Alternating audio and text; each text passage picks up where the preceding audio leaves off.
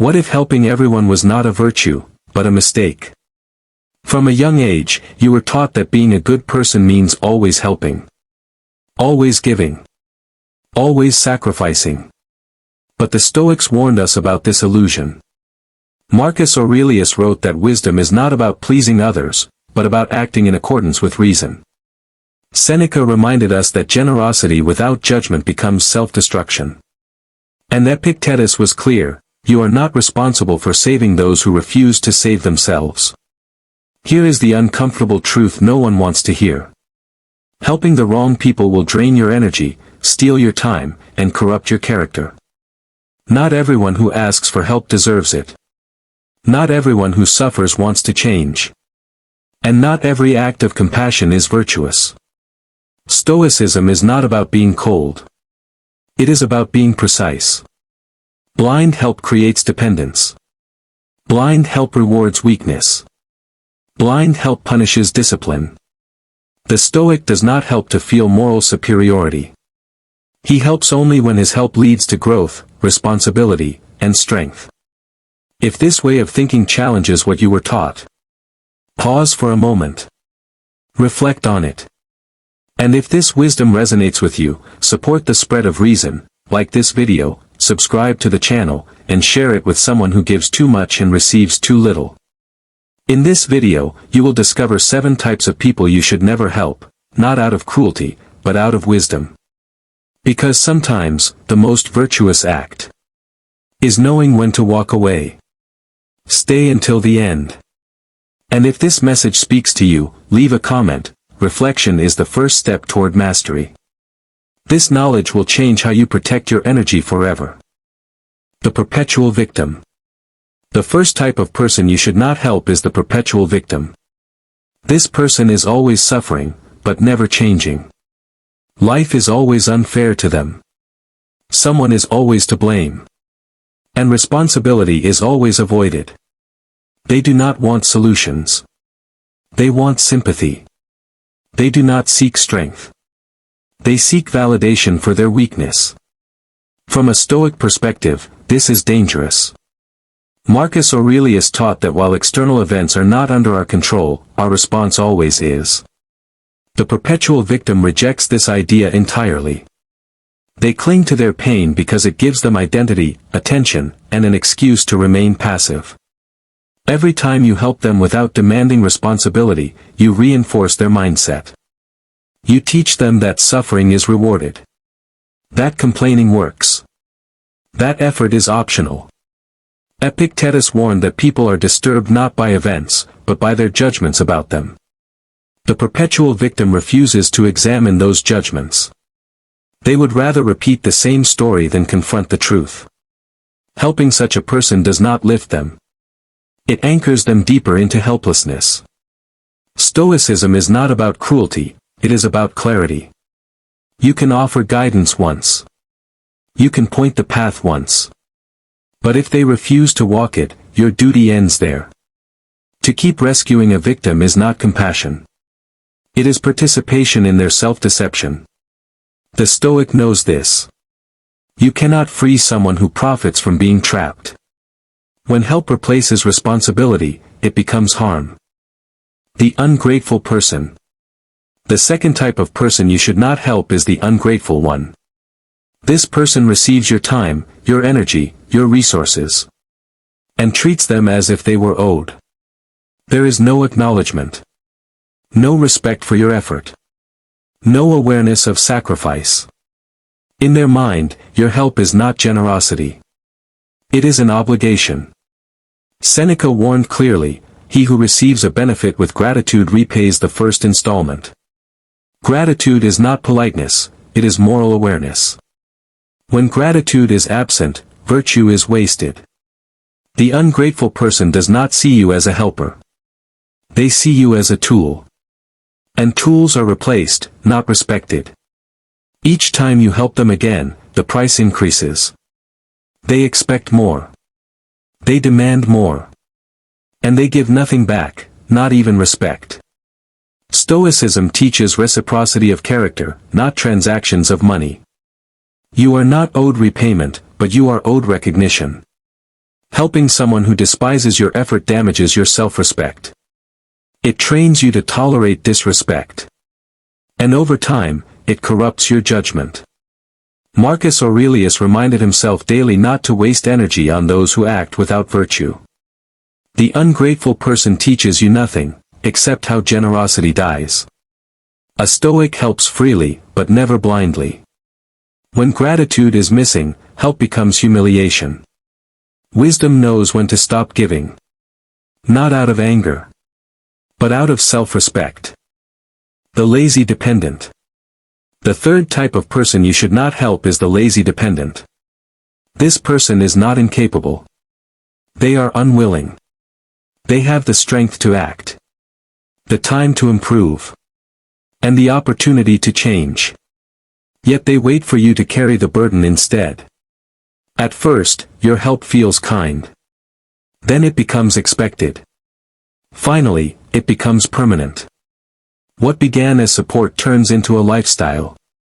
Epictetus taught that freedom comes from self-discipline. The lazy dependent rejects discipline and replaces it with excuses.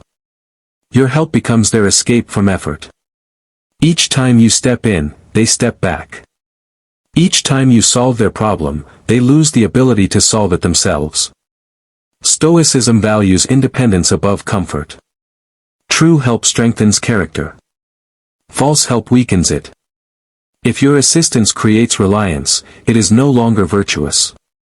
It is injustice, toward them and toward yourself. Marcus Aurelius reminded himself not to do for others what they should do for themselves. Not because he lacked compassion, but because he respected human potential. The lazy dependent does not need rescue. They need resistance. By refusing to carry their life, you force them to stand on their own. A Stoic understands this painful truth. Sometimes, the most helpful act is withdrawal. Help that replaces effort destroys dignity. The manipulator. The fourth type of person you should not help is the manipulator. They do not ask for help openly. They pressure you into it. They use guilt. They use urgency.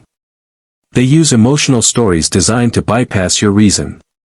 Their suffering may look real, but their intention is control. The Stoics warned against acting from emotion rather than judgment. When your decisions are driven by fear or pity, you are no longer free. Epictetus taught that no one can harm you unless you surrender your inner authority. The manipulator's goal is exactly that. To make you act against your own clarity.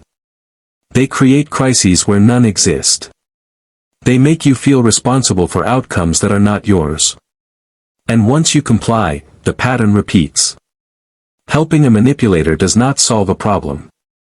It teaches them that manipulation works. Marcus Aurelius reminded himself to pause before reacting. To ask whether an action was guided by reason or impulse. A Stoic helps from choice, not coercion. When you reward manipulation, you train others to disrespect your boundaries. You also train yourself to ignore your judgment. Stoicism demands sovereignty over the self.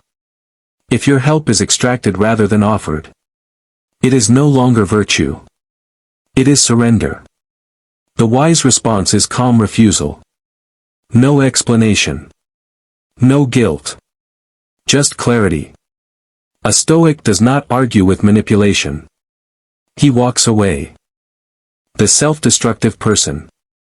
The fifth type of person you should not help is the self-destructive one. This person knows what is harming them, yet continues anyway. They repeat the same habits. Ignore every warning. And sabotage every opportunity placed in front of them. They ask for help with words, but reject it with actions. Stoicism draws a hard line here. You are responsible for offering wisdom, not for forcing change. Marcus Aurelius wrote that people act wrongly because they do not yet see clearly.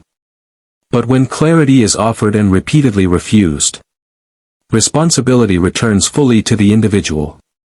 The self-destructive person does not need more assistance. They need discipline, and discipline cannot be outsourced. Each time you intervene, you delay the consequences meant to teach them. You soften the lesson life is trying to deliver. Seneca warned that rescuing someone from their own excess only strengthens the excess. Pain, when faced honestly, is often the beginning of wisdom. Helping someone who refuses to stop harming themselves is not compassion. It is interference. Stoicism respects the natural order of cause and effect. Remove consequences, and growth stops. You can speak once. You can warn once. You can show the path once. But if they keep choosing destruction, you must step aside. A Stoic does not fight against another person's will. He respects it, even when it leads them into suffering. Sometimes, wisdom means allowing discomfort to do its work. The jealous observer. The sixth type of person you should not help is the jealous observer. This person asks for your guidance, your support, your resources, yet secretly resents your progress. They watch you closely. They compare constantly. And instead of learning from your success, they feel diminished by it. Jealousy is not harmless. It is silent hostility.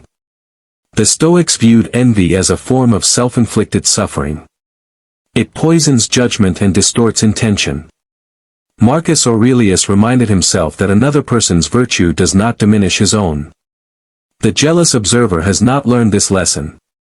When you help them, they do not feel gratitude. They feel injustice. Your growth becomes a mirror they cannot bear to face. Over time, their admiration turns into resentment. Your generosity becomes suspicion. Your success becomes provocation. Helping someone who envies you creates imbalance. You elevate them, while they wish to see you fall. Stoicism teaches us to protect our inner peace. Not everyone deserves access to your path, your plans, or your progress. A jealous person does not want to walk beside you. They want to catch up without effort. Or watch you stumble. The wise response is distance. Not hostility.